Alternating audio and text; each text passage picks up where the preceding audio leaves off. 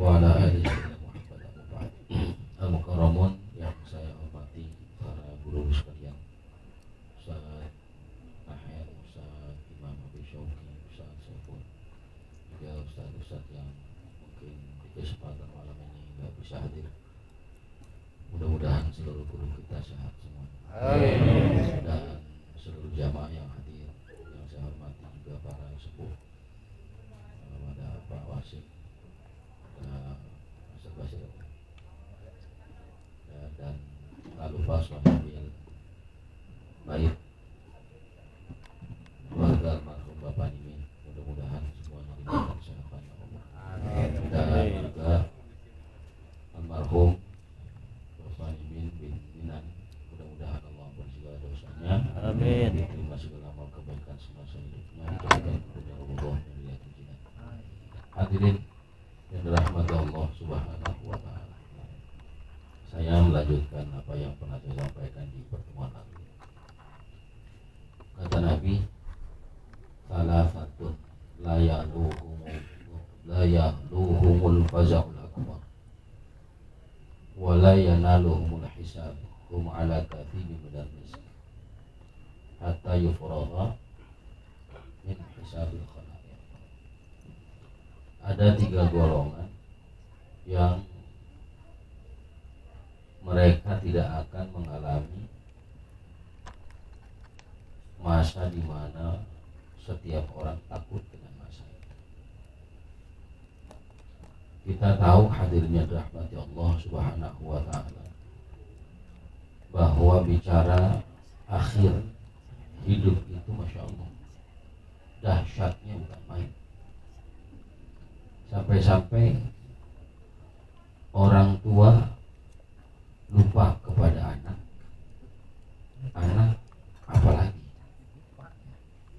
karena belum kiamat aja anak juga udah pada lupa, apalagi kiamat. Masing-masing orang cari perlindungan. Ada yang berlari ke atas gunung, berlari ke dalam gua, bahkan tidak sedikit orang yang membuat bunker untuk seolah ada tempat yang aman untuknya. Ma'asyiral hadirin yang dirahmati Allah Subhanahu wa taala.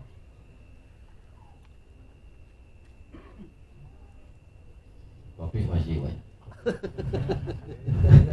Mulai lah.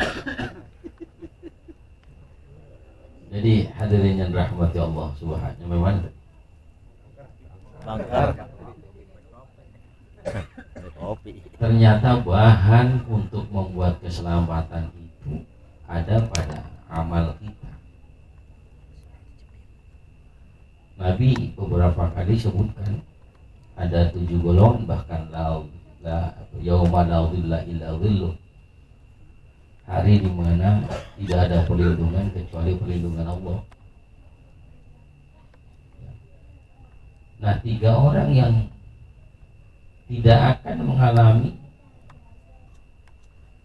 saat-saat yang berat itu,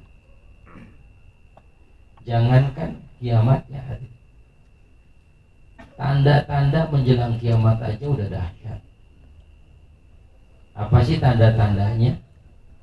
Di antaranya misalnya bahla makin banyak bencana. Sebegitu bencana yang datang, belum kiamat hadir, itu kita Masya Allah rasa takutnya udah luar biasa. Nah, kalau bicara kiamat, air di lautan seluruhnya tumpah ke daratan. Satu makhluk dengan makhluk lainnya yang berduaan itu bertabrakan. Yang kita kenal misalnya 8 planet ya, dulu 9, sekarang katanya udah ukuran. Satu udah dijual apa? Dijual. Ini hadirin yang rahmati Allah Subhanahu wa taala, itu satu sama lain saling berbenturan. Itu kiamat, Masya Allah. Jangan kiamat kubro, kiamat sugro aja. Dahsyatnya luar biasa. Apa kiamat sugro? Niat kantong bures. Ya, rekening kering. Itu kiamat sugro. Masya Allah. Enggak kelihatan tergoncang, tapi rasanya bergoncang. Kan nggak kelihatan tergoncang, tapi ya makanya masih ngopi kelihatannya, pun kepalanya itu. Masya Allah. Hadirin ini kayaknya ngalamin semua hari ini. Ya, itu ya, hadirin yang dirahmati Allah Subhanahu wa Ta'ala.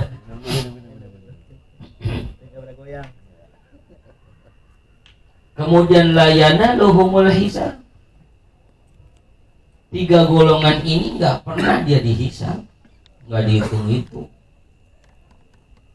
Paling ribet itu hisab hadir dalam kitab Daqaiqul Akhbar. Orang dalam proses hisab itu sedikitnya 2 tahun satu orang.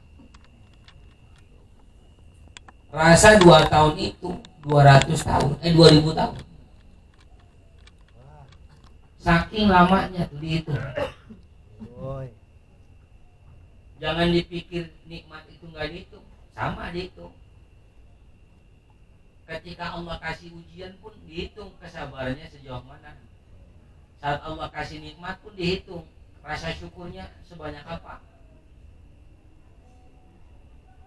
Apa namanya? Tsumma la tus'aluna yauma idzin. Pada hari itu dari tiap-tiap nikmat yang Allah kasih itu dipertanyakan di hadapan Allah.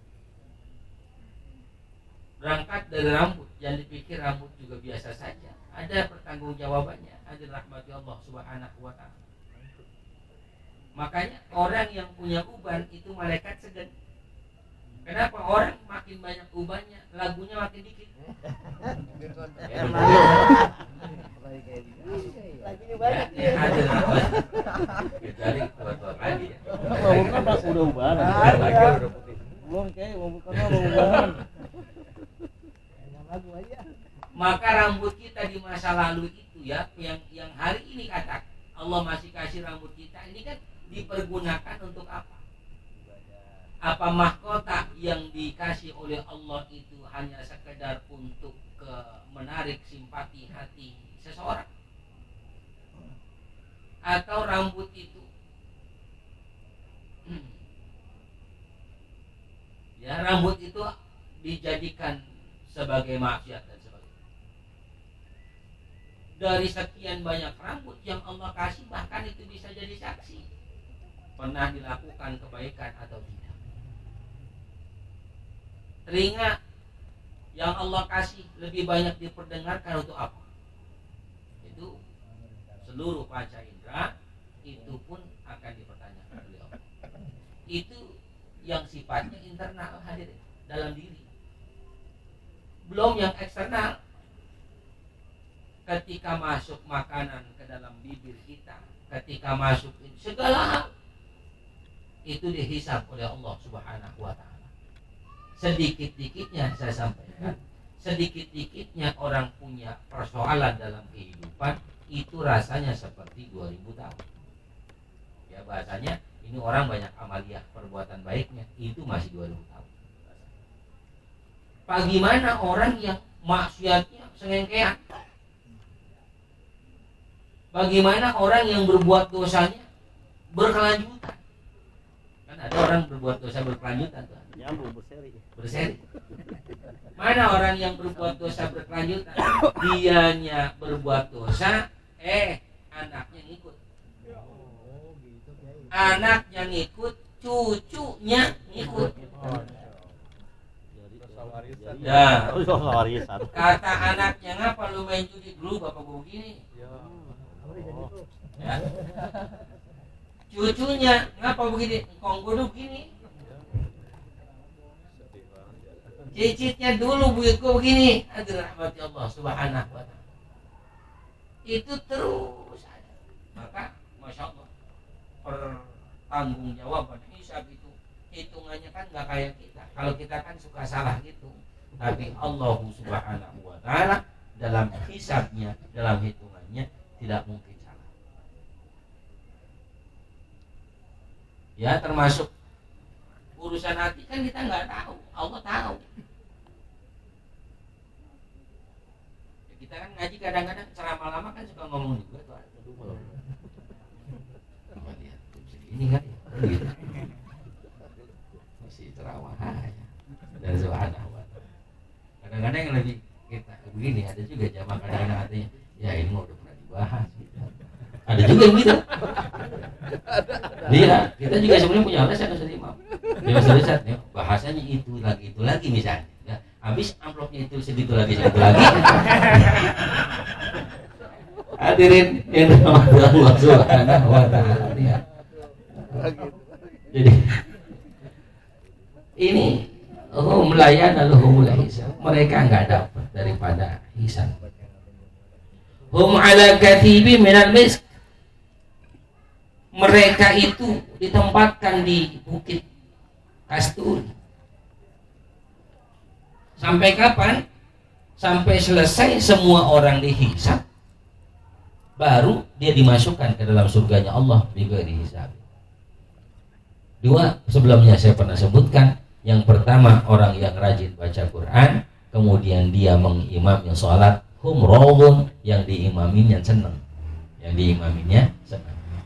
Yang kedua, orang yang ahsana ma bainahu wa baina maulahu, orang yang mampu berbuat baik pada orang yang sepadan dengannya, yang lebih kecil daripadanya, dan mampu juga berbuat baik pada orang yang lebih tinggi pangkat. Yang ketiga, wada'in yad'una ila salawati bidgha'an wajhillah, orang yang ngajak untuk melaksanakan sholat yang 5 waktu. Hadirin yang dirahmati Allah Subhanahu wa ta'ala, berdakwah urusan sholat itu bukan persoalan mudah. Jangan orang lain, anak kita sendiri pun kadang ribet. Anak kita, maka diajarkan terus menerus. Ya, bagaimana cara seseorang supaya sholatnya itu makin hari makin baik. Termasuk hadirin yang dirahmati Allah Subhanahu wa ta'ala, ngajak orang untuk sholat itu bukan sekedar ketika Allahu Akbar adzan masuk sembahyang, bukan sekedar itu.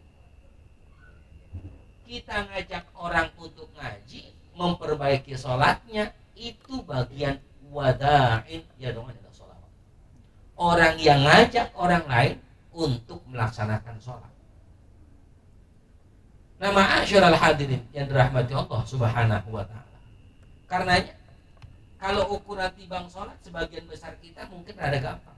Cuma persoalannya lebih besar lagi adalah ketika sholat yang kita lakukan itu udah bukan bener lah, rada mendingan bener kan gitu. Jadi hadirin yang dirahmati Allah Subhanahu wa ta'ala, ngajak ngaji orang itu bagian dari cara kita untuk ngajak orang melaksanakan sholat. Ngingetin orang ngaji itu bagian dari cara kita supaya nggak dihisab. Ngingetin orang ngaji itu subhanahu wa ta'ala bagian dari cara kita untuk ditempatkan nanti di bukit, di atas bukit kasturi. Makanya penting untuk disampaikan. Ya kan sebagian kita juga bicara sholat mah ya urusan itu betul urusan Allah. Tapi ada tahap-tahap di mana Allah itu bisa terima sholat yang kita lakukan secara syariat. Ada orang yang belajar untuk bisa sholatnya lebih baik, entah bacaannya, entah gerakannya. Bahkan kalau bicara sholat itu ada sanadnya sebetulnya. Hadirin, jadi sholat kita itu ada sanadnya bahkan. Kenapa sholat kita bisa begini? Ini saya diajarkan oleh Kiai Anu. Kiai Anu belajar dari Kiai Anu, Kiai Anu, Kiai Anu. Itu terus sampai ke Rasulullah SAW. Nah kita kan belum totalitas pernah punya sanad sholat aja belum tentu kita hadir. Sanad Quran ya belum tentu, sanad sholatnya belum. Bahkan ada sebagian ulama yang masya Allah mereka ngaji at-tahiyat yang sudah bisa dia. At-tahiyatul mubarakatuh itu hanya ngaji cuma itu pada satu guru sampai benar. Tahiyat mereka bersama. Ada orang yang alhamdulillah al-fatihahnya doang dia ngaji. Maka al-fatihahnya bersama. Ada jamaah kita masih ngaji al-fatihah, masya Allah luar biasa. Ya. Kalau ngaji ke saya al-fatihah kadang-kadang ya saya biarin supaya besok dia ngaji lagi. Kalau hari itu saya salah-salahin terus ya besok dia nggak datang lagi. Apa gua kayak gitu? Ada. Ya. Ngaji surah, kemudian bacaan subhana rabbil a'la, subhana rabbil azim wa bihamdi. Itu kan perlu dibenahi seluruhnya. Cara duduk sholatnya, kunutnya seperti apa, kemudian ya segala hal yang berkaitan dengan sholat. Hadirin yang dirahmati Allah Subhanahu wa taala, intinya bahwa orang yang kepengen dia terhindar dari hisabnya Allah, ajak, ingatkan. Ya kalau misalnya ngajak agak berat, ngingetin. Pernah nggak kita sekali waktu? Dan selama ini kan yang ngingetin cuma pengurus PPH ke grup. Ya, sekali-kali kan boleh kita ngingetin teman melalui WA kita ke beberapa teman kontak yang ada di handphone kita kan, itu Masya Allah. Ya, nggak usah sering, seminggu sekali aja. Ya, nggak perlu sering, nggak perlu tiap hari, cukup tiap Selasa ya ingetin untuk ngaji malam Rebo, itu luar biasa. Ya, ada subhanahu wa ta'ala. Apalagi kalau sampai ngajak betul-betul, insya Allah ada subhanahu wa ta'ala, kita terhindar dari hisabnya Allah subhanahu wa ta'ala. Hadirin dan rahmat Allah subhanahu wa ta'ala. Mohon maaf, saya dari Abi Hasan nahan kepala puyengnya luar biasa. Dari tadi itu udah agak mendingan minum jahe. Ya, minum jahe itu agak mendingan. Bukan puyeng pikiran, bukan. Masuk angin kayaknya. Masuk angin. Ya Allah alam, mudah-mudahan semuanya disehatin. Amin. Ya, yang sedikit ada manfaatnya, mudah-mudahan Allah panjangin umur kita, Allah berikan keberkahan kepada kita. Mungkin nanti ada tambahan-tambahan dari Ustaz yang lain. Jadi saya cukup sekian. Mohon maaf. Assalamualaikum warahmatullahi wabarakatuh. Waalaikumsalam Wabarakatuh.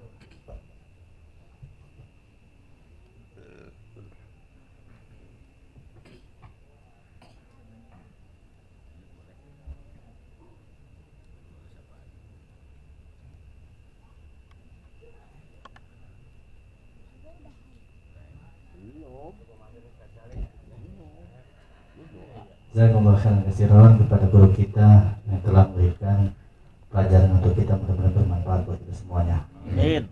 Tapi karena waktu masih sore, ya, masih juga belum matang katanya.